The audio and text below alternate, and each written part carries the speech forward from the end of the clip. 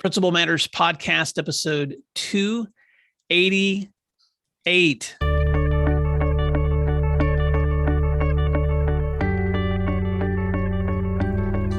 Hi, friends. This is Will Parker, host of Principal Matters, the School Leaders Podcast, where each week we bring you inspiring, innovative, and imaginative ideas for your own school leadership. This week, we're talking about better strategies for dropout recovery with my guest, Dr. Warren Glen. Warren J. Glen has over 15 years of experience in post-secondary education. His journey in higher education has enhanced his expertise to administer grants, manage deliverables, and mentor and motivate young scholars. Currently, he is the area sponsor for the Ohio Department of Education Community Schools of Northeast Ohio. Dr. Glen previously oversaw the Northeast region of dropout recovery high schools for Oakmont Education. He recently received the degree of Doctor of Education with an emphasis in community college leadership from National American University. He earned his Bachelor of Education in Secondary Education, Social Studies, Sociology, and Psychology from the University of Toledo, Ohio. And he earned a Master of Education degree in Education Administration, Secondary Admin from Cleveland State University in Cleveland, Ohio. Dr. Glen is also a bow tie expert, and he enjoys mentoring young African American males in this art. And a few of his volunteer efforts include mentoring scholars enrolled in the Black American Council and organizing the Books Brothers Engagement to Graduation event, which is a Black male initiative program at Cuyahoga Community College. Dr. Warren Glen, welcome to Principal Matters Podcast. Feel free to fill in the gaps on that intro. And I like to ask my guests something that might surprise listeners to know about you. Okay, great. Well, the only thing that probably I'll add to it, it's a little bit more than 15 years now that I've been in the field of education. Obviously, I try and stay young, but I have to put on there, I've been in there a little bit longer now. It's like probably closer to, or it is 20 or maybe a little bit more years at this point. So I definitely had to make that addition. And then I also work for the Office of School Sponsorship, supported by the Ohio Department of Education as well. So, but it's all the same thing at the end of the day when it comes to supporting and collaborating with different school districts and students within the great state that we live in here in the state of Ohio, as I like to say to everyone as well. So, and thank you for having me as part of your show. I'm very excited to be here today. And I have my bow tie as well. For our listeners, you can't see this handsome bow tie that Dr. Glen is wearing, but maybe I'll share a copy later of the video version of this for those of you that want to see that he is definitely an expert in the tying of the bow tie. Dr. Glen, one of the reasons that we've connected is that we've supported together some of the work that Ohio school leaders are doing. And so I became aware of your work in those connections, and we've been able to connect offline and talk together about the work that you've done, the background work you've done, the expertise that you have in dropout recovery. And for my listeners, which are some aspiring leaders, some practicing principals, some education leaders within the district levels, this is a conversation, especially at the secondary level and post-secondary, that people agonize a lot about, which is what can we do better in helping kids finish school or in dropout recovery. So can you share a little bit more about your background and what prompted you to do your dissertation on the subject of dropout recovery? Well, my background consists of working with high at-risk students and as well as first-generation high school graduates, as well as first-generation college graduates. And a lot of times people were not familiar with either of those terms. And so having to understand that working with first generation high school graduates is meaning that neither one of their parents graduated high school.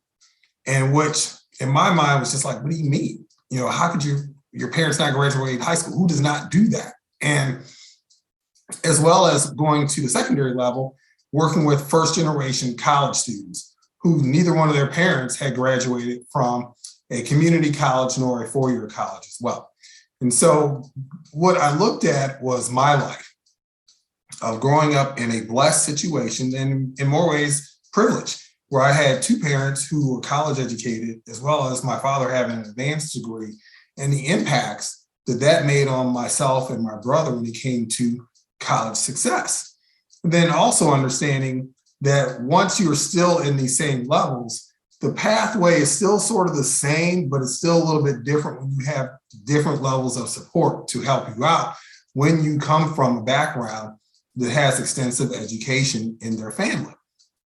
And so one of the things that really intrigued me was finding out what were some of the obstacles that these students were having to overcome, as well as what were the unique elements that allowed each student to be successful from these dropout recovery programs.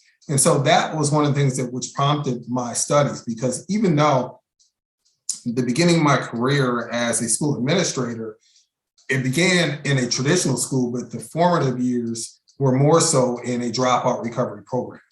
And so I have those years. Then even when I stepped away and focused on post-secondary, I still was serving on the board. And so was still engaging in that type of environment, and then going back into it again. And then here I am completely submerged. I was still wanting to be a part of that. And so those are some of the things throughout when I wanted to do my focus in my dissertation, is to be able to find out what were the unique elements that made these dropout recovery programs successful, as well as, in particularly, the ones that were located at a Midwestern community college. And understanding that these were situations where students were going from a dropout recovery program to a community college, which were very similar.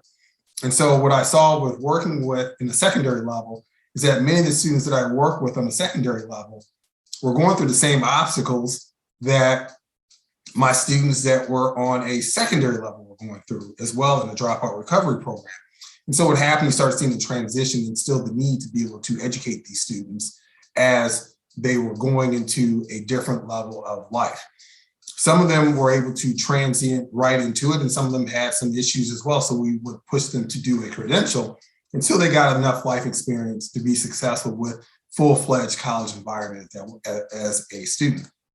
So you saw the successes there as well. So that was one of the main reasons that really prompted me to do that. And then also being able to encourage other community colleges to have articulation agreements with some of the dropout recovery programs in their communities where these schools, so where these colleges reside, to be able to help a population of learners still increase the levels of education they want to have to be able to be productive citizens in life.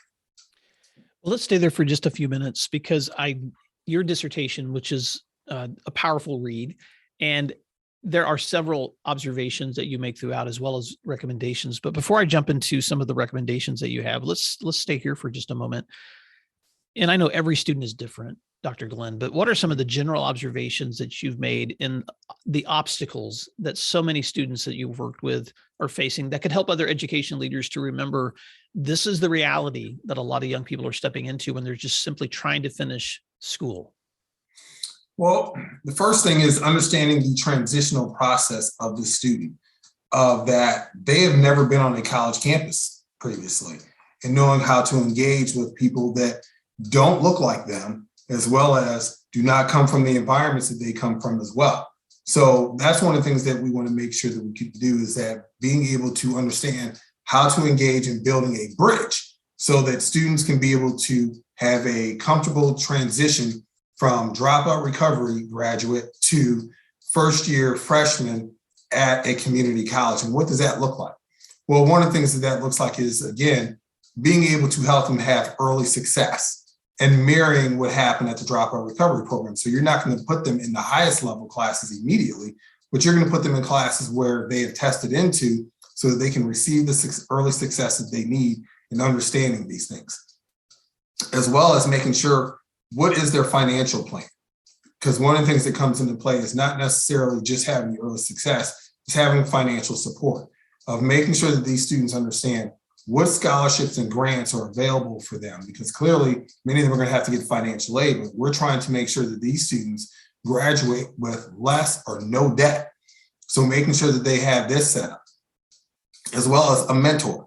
Mentoring is one of the biggest key concepts when it comes to student success, especially when you're working with dropout recovery students. That mentor is going to start really from their dropout recovery school, but then transition to the community college.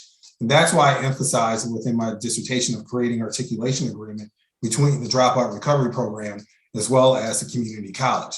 So then your mentor from your dropout recovery school is going to know the director of admissions, or they're going to know the director of financial aid. They're going to know who's overseeing certain student outreach programs, such as the Black American Council, or such as the Hispanic American Council, or women in transition programs that are at some of the colleges to be able to assist people who are going into different programs to help create early success as well as support to retain these students. Because one of the things that community colleges go through, which is the same thing as dropout recovery programs, is focusing on student retention. Student retention still is an issue in both levels. And so, but when you have someone there that's giving you the support, you're going to be able to retain that student because they have consistent support that they need to be successful within that post-secondary environment because they see it on both levels. Well, I love that because, and I'm just going to walk back for Principal Matters listeners, some of the things that I know they're taking mental notes on too, making sure that you're ensuring early success, watching for a financial plan that doesn't place them in debt, but helps them to finish school in a good position, and then assigning a mentor. And I want to ask you a follow-up on that too. Sure. Dr. Glen, help listeners think about what might be some options for ways to connect students with the right mentor. Well, one of the things that we'll do when you connect them with the right mentor is a lot of times we have to look at presentation is everything. So particularly if you were working with a Black male that is coming to the college that is a predominantly white institution, you're going to try and find them someone that can mirror them and can understand their experiences. Not to say that someone who is not African-American male can't, but it still comes off different initially. And then that mentor can help them transition to engaging with people who don't look like him on a regular basis and understand that you can find mentorship wherever you want to. And as well as with that initial mentor, that mentor should be asking them, well, what do you want to do career-wise? And understanding how to help them get to that. Well, another mentor is going to be someone who is in that career. So if they're coming in and they want to become a nurse, well, we want to make sure that they have an opportunity to meet with the program director of nursing, as well as maybe some nurses in the community, so that they can have an opportunity to have different types of conversations with this person from the beginning of their program of understanding, well, what are some of the needs to be a nurse? What are some of the things that I would probably be wary of being a nurse before I go further into this program? And then also, if one of the things we talk about, I'll stay on nursing, if you're not into blood and guts, this might not be what you want to do. And so having those crucial conversations a lot earlier. So, and that is key. And I say crucial conversations because that's the key aspect of being a mentor, of not necessarily just sugarcoating things, but having the crucial conversations to help your mentee grow.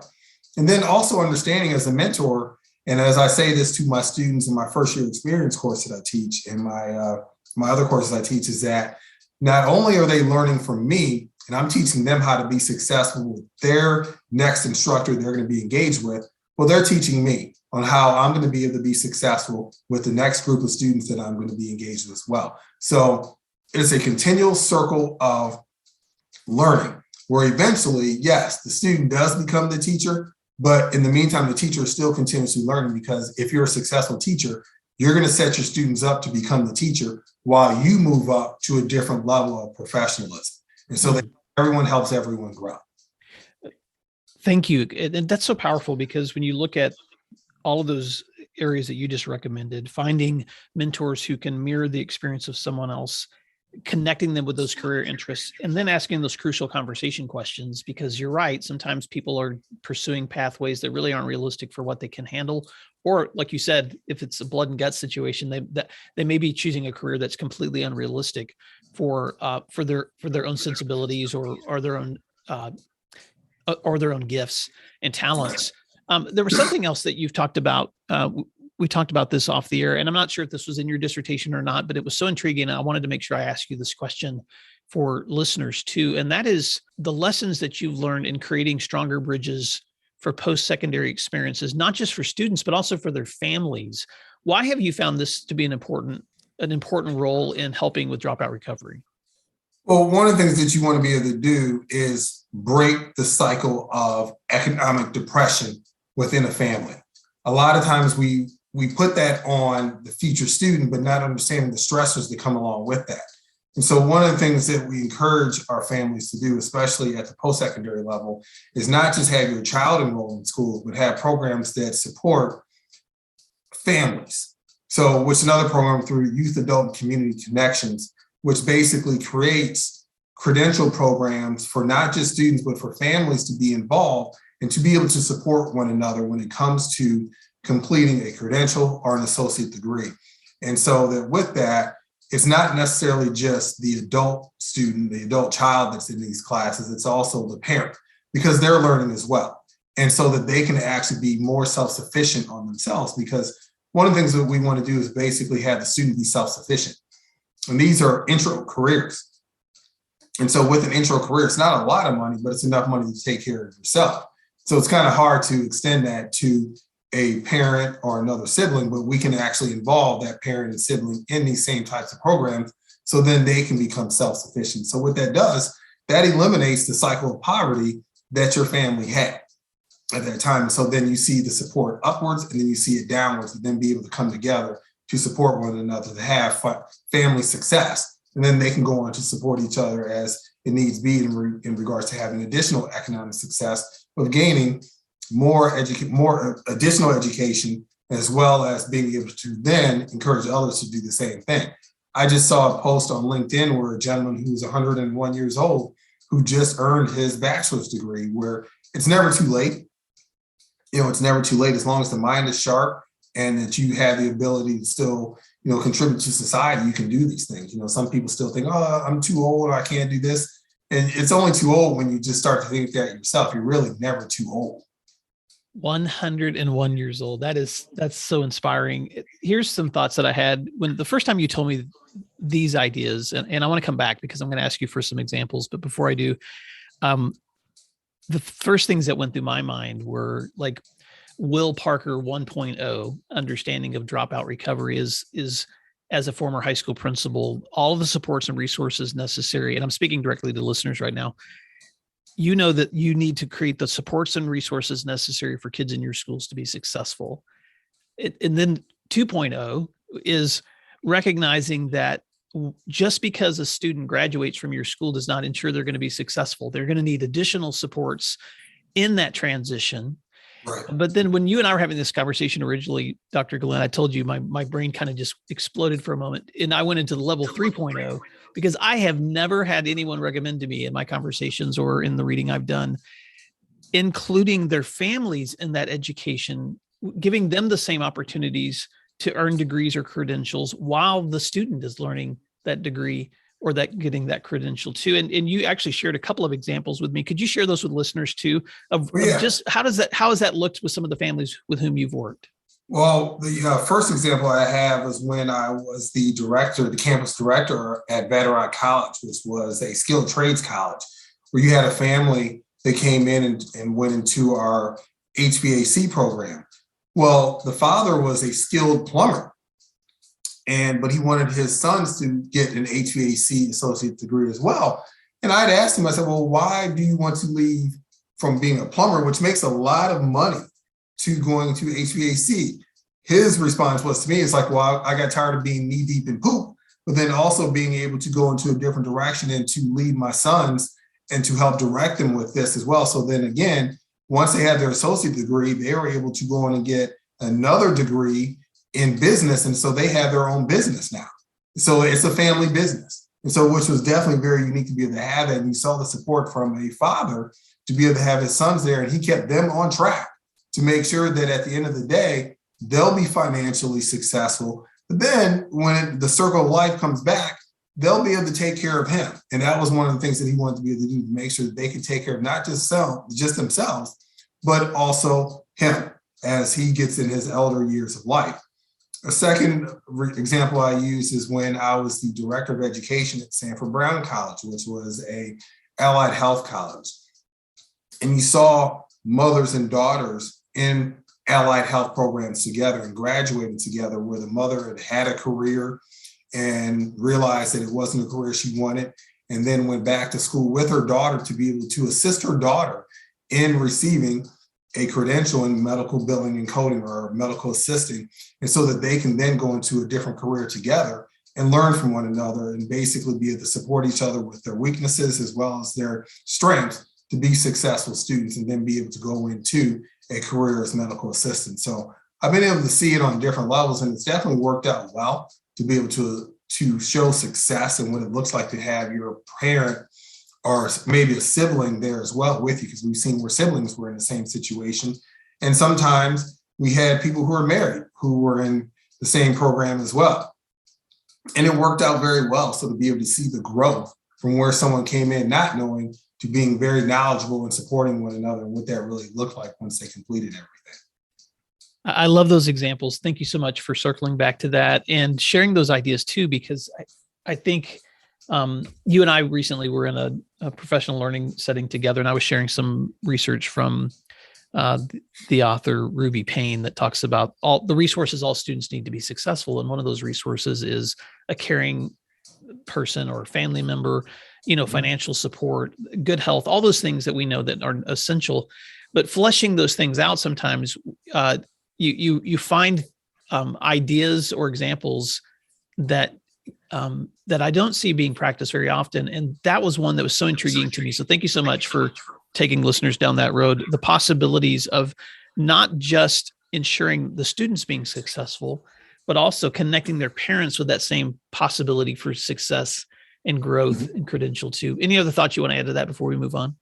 Just one more thing I'd like to add to it. During my research for my dissertation, and one of the reasons I asked students, why did they drop out? And the consistent reason that was reoccurring all the time was lack of parental support.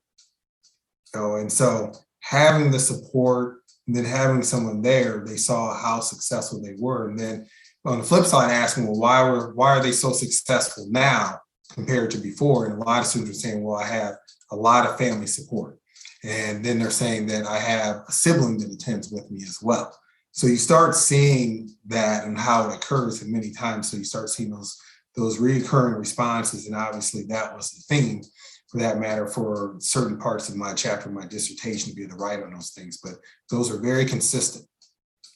Well, and what I like about that too, Dr. Glen, is it's just such a great reminder to all of us, because I'm just going to speak from my heart right now for just a moment, but we have such a tendency, I think, in the American dream to encourage people to pull themselves up by their bootstraps, do whatever it takes to be successful.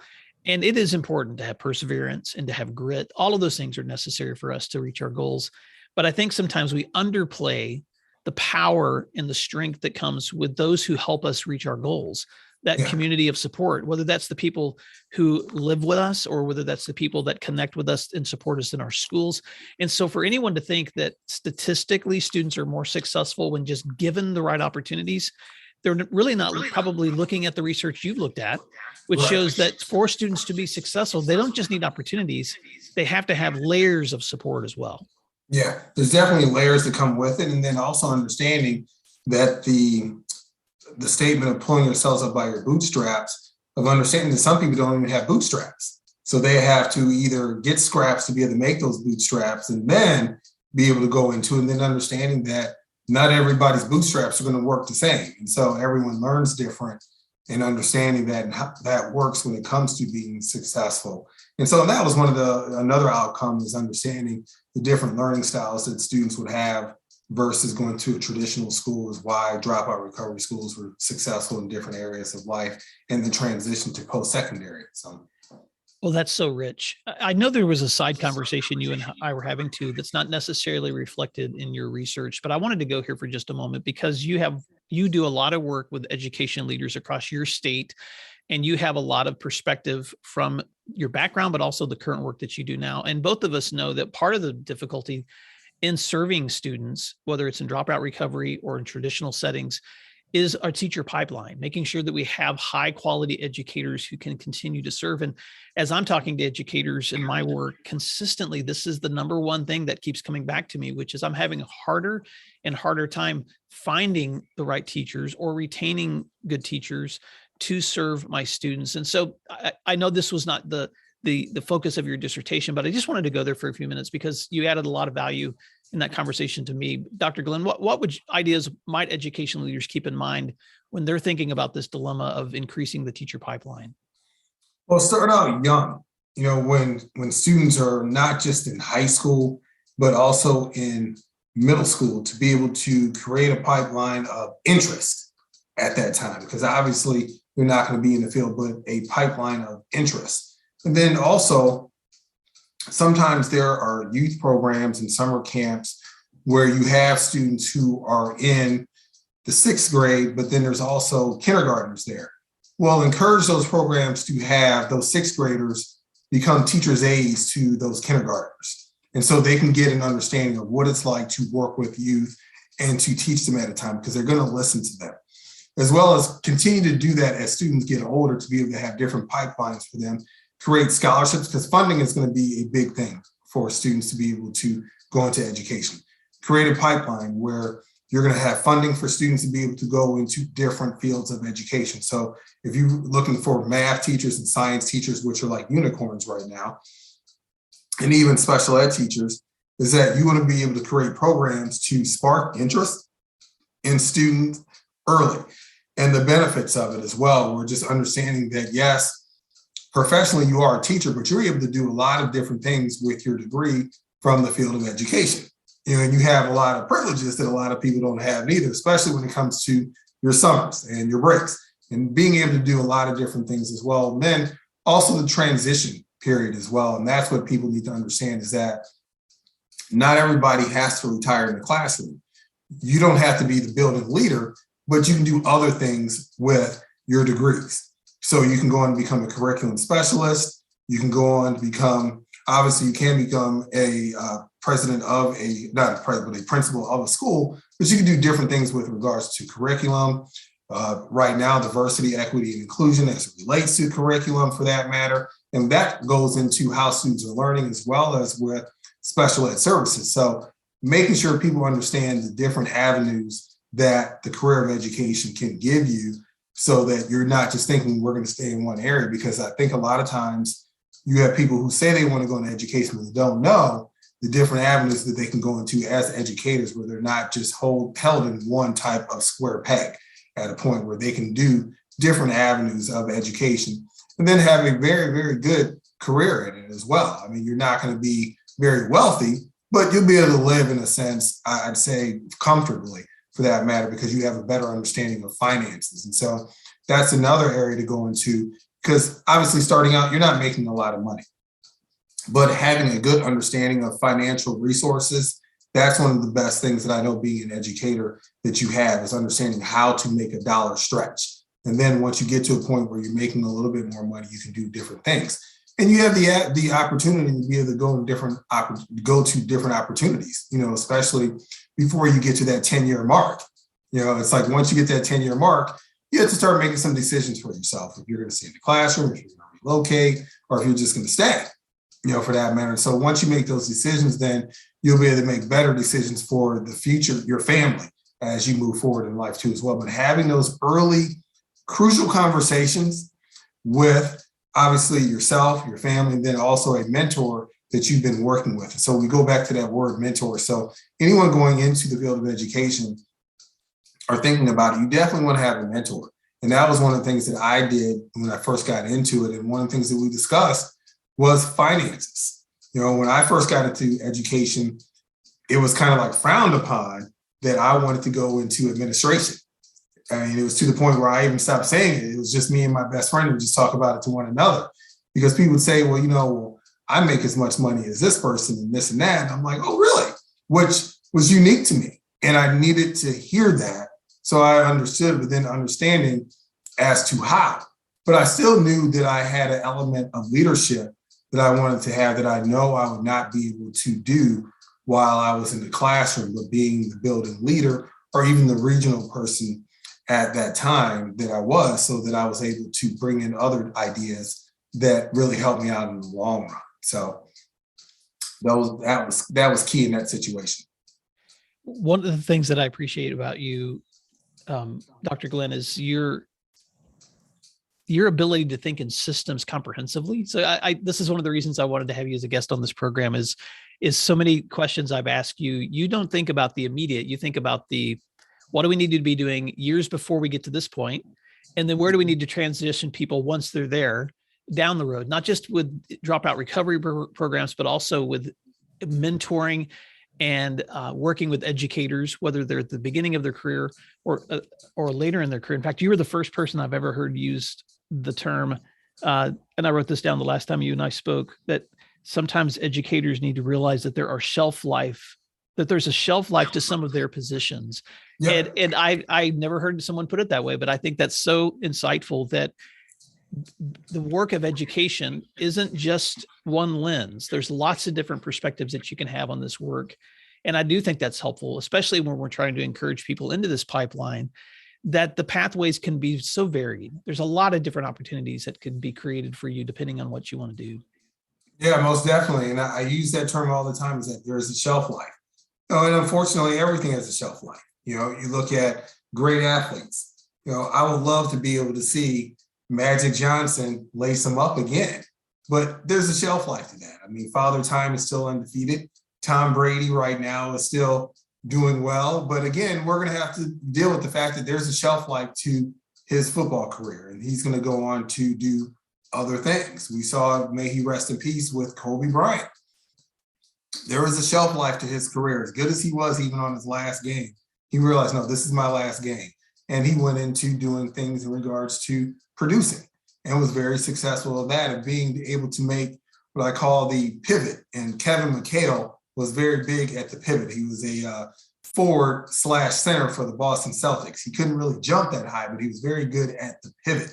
And that's what we have to learn how to be able to do in life. I had a good friend of mine. She's also an educator, and she works for Shaker Heights City Schools as their diversity, equity, and inclusion person that oversees their curriculum. And her story was, she started out going to Miami of Ohio, Oxford, and her major was music.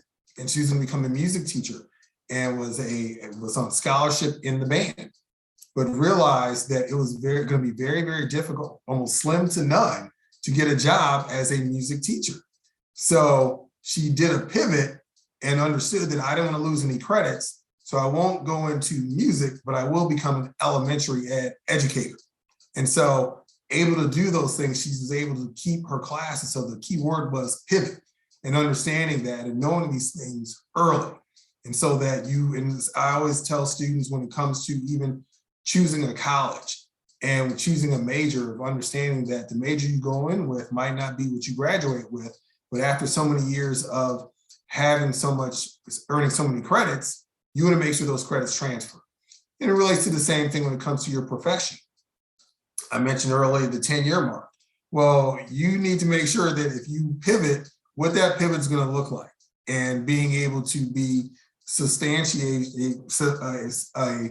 in a sustainable area of life financially, and looking at those things and how it affects you, your family, and anyone else that you're engaging with as well as you make that pivot.